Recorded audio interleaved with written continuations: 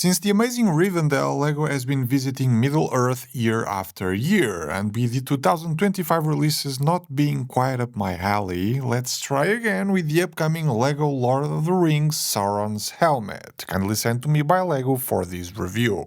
The concept in itself isn't new, you're all probably very familiar with the Star Wars helmet collection or even with some of the Marvel takes. Sauron's one isn't surprising at all, as it was kinda begging to be made, I guess, since it fits the concept so well. It does take a new approach other sets didn't in the past by including a minifigure of the wearer of the helmet represented, Sauron himself holding the One Ring, and if you've missed the one from Barad-dûr or could never justify the price tag of that set, know that the minifigure here is exactly the same as far as I can tell, with the printing of the body pieces, the Fury minifigure head underneath, and the helmet assembly too.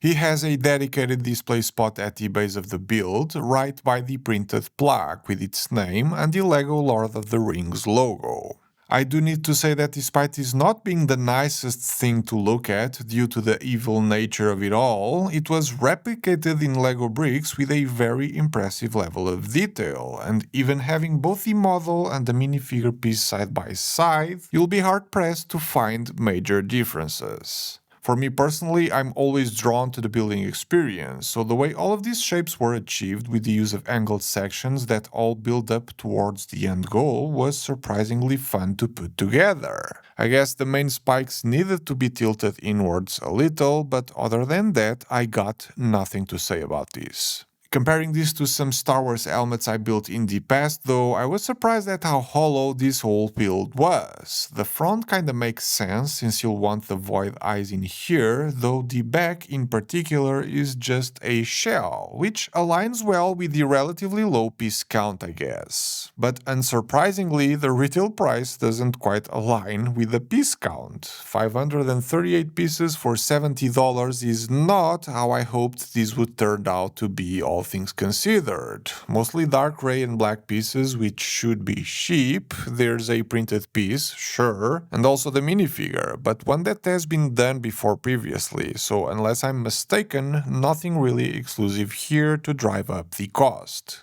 Even the building instructions are fairly sparse in the opening pages, with just the two with that bit of info as is usually the case with the 18+ products, so yeah.